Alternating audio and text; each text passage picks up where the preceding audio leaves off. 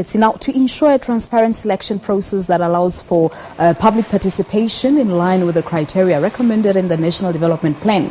The Institute of Security Studies and Corruption Watch will today launch a joint public awareness campaign that is focusing on the appointments of the South African Police Service National Commissioner and the head of the Directorate for Priority Crime Investigations, which is the Hawks.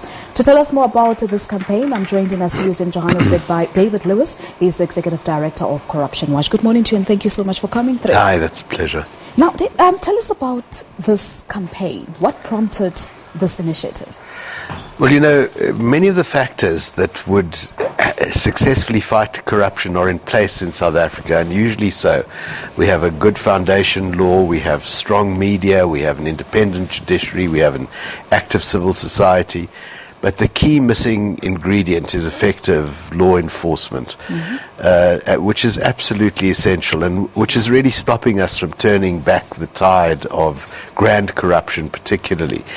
And, you know, in our view and in the view of many, the cause for that is the very poor quality and the consequent instability in the leadership of the SAPS and the Hawks.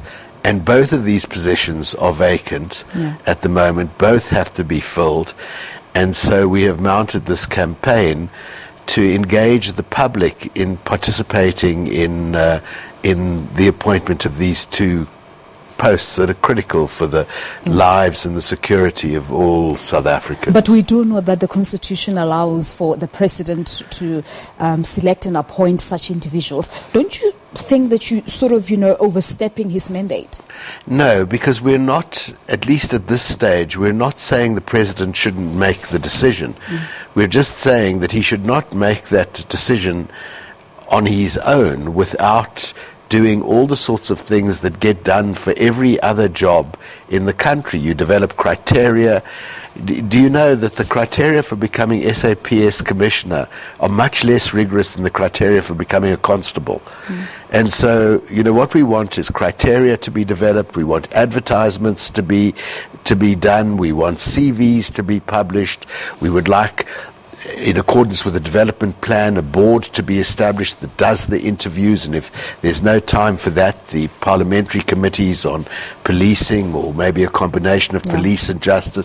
So we're saying yes, in the end, just as with the JSE, the selection of judges, in the end it will be the President who decides, but he should decide only after a rational process that enables somebody to make a rational decision. But why do you think it is important? Do you perhaps believe that appointing someone who's not properly trained or perhaps lacks certain skills contributes to the failures within their portfolios? Well, we have no better example of that than in the recent removal of Ria Piecha, and indeed of Burning and Clemeza from the Hawks. I mean, in Piecha's case, she had absolutely no experience with policing at all, and it was a complete travesty that she was appointed to the position.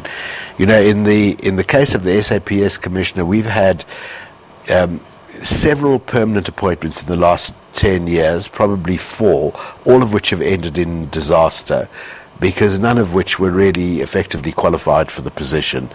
We've had several acting appointments in that time who were usually career police officers, and they have been quite successful, and they bring a degree of stability back. Then the appalling political appointment gets made to be the commissioner, and everything goes backwards again. But so experience is vital. So will you also be engaging the government, maybe? Yes, we are. We are speaking to parliamentarians. We have asked the minister to speak with us. We would like to apprise him of the campaign. We're going to launch very soon a survey that we want the public to participate in, but that we want particularly the police to participate in, identifying the characteristics that they think are needed for an effective police leadership. All right, so you're launching the campaign today? Yes, we are. All right, but why are you only looking at the SAPS and the Hawks, not the criminal justice system as a whole? Well, good question. I mean, the other key pillar of the criminal justice system is the National Prosecuting Authority, which is subject to exactly the same instability. In fact, there we are about quite soon to go to court to challenge the removal of the last National Director of Public Prosecutions, and by extension the appointment of the current one. And in that case we are actually asking that the President be disallowed from involvement in both the appointment and the dismissal of, or the removal of, the National Director of Public Prosecutions because of the interest conflicts he's subjected to. Yeah, and both the organizations yourselves, as Corruption Watch and the ISs, have sort of outlined your proposed appointment process or criteria for these two positions that we're talking about. Talk to us about the criteria. Well, we would want a rational criteria to be developed. I mean, oddly, if you looked at the criteria for the police constable, they would pretty much fit the bill. But experience, a record of integrity, and understanding of the PFMA. Remember, these are 200,000 people who are being managed and a budget of many, many billions of rand. So all of that experience needs to be taken into account. We want, and what we are proposing is what the National Development Plan proposes and what has been accepted by the ruling party and by the Cabinet. And it involves the kind of appointment process that I'm sure you had to go through in order to get your job at the SABC. There's no rocket science about this. You know, it's just make the selection rationally, not politically. But David, for someone who's watching this interview and might have a thought that this will just be one of your talk shop, not necessarily one of your talk shop, but another talk shop with no positive results, what would you say? Well, you know, in the end, if the President is making the decision, we can't force a different decision. I mean, in the case of the judiciary, judges, for example, the fact that this large representative body interviewing in public makes the decision and sends a list of candidates to the President who have gone through their filter has a lot to do with the quality of our judiciary.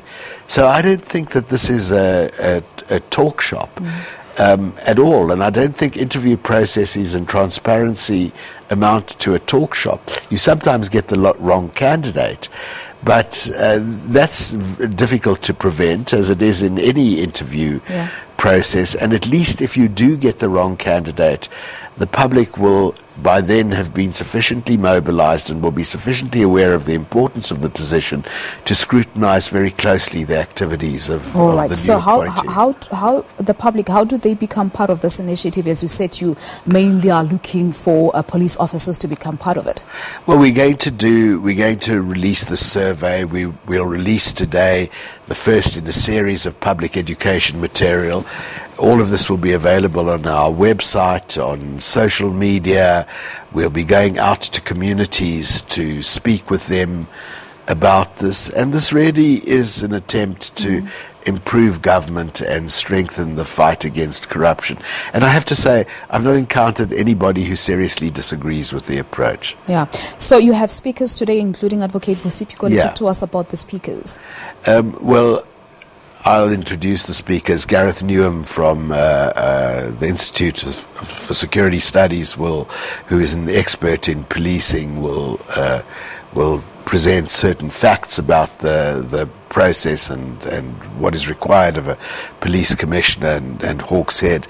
And Advocate Bokoli, who is actually a member of our board and who was previously head of the National Prosecuting Authority, was one of the commissioners at the Khayelitsha Police Commission and is now the police ombudsperson in the Western Cape, will from his experience say what he thinks is required of police leadership, what he thinks have been the consequences of poor police leadership, and what he thinks could be the outcome of positive leadership. All right, now we'll leave it at that, but thank you so much for talking to us. But as Corruption Watch, are you seeing the levels of crime coming down or going down in South Africa? Is there light at the end of the tunnel? Look, I think there's light at the end of the tunnel. I mean, I'm not sure that levels of corruption are coming down. In fact, I think a certain groupings see that they may not have access to public resources in the foreseeable future, are busy looting at a scale that maybe we've not seen before. But, you know, as long as people stay active, as long as the media remains robust, as long as the judiciary remains independent, there's definitely light at the end of the tunnel. But South Africans, are they coming forward? Yeah, with the information of corruption? Oh, absolutely. Are they blowing the whistle? I mean, we now are averaging about 150 reports a week. Yeah, all right. Now, let's leave it at that, but thank you so much for chatting to us. Great. Thank you very much. Well, there you have it. That's David Lewis, who's Executive Director of Corruption Watch, talking to us about the campaign that they're launching today in collaboration with the Institute of Security Studies. Let's take a break here on Morning Live. When we come back, we'll give you some news on the ANC's National Policy Conference. Stay tuned.